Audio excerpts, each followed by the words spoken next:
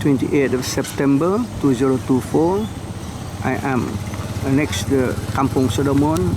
This is the river that leads to the Petagas outlet of Moyog River. Downstream will lead to the next to the airport, and this is how the water drains back to the sea.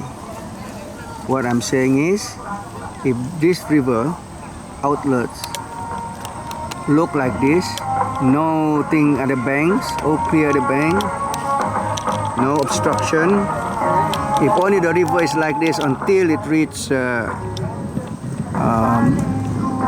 Inabongse, then there will be no more floods in Penampang. I guarantee.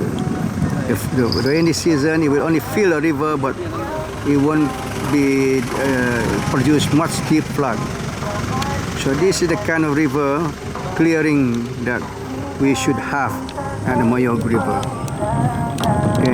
But underneath this water now is fully silted, so it needs to be dredged. A lot of rubbish.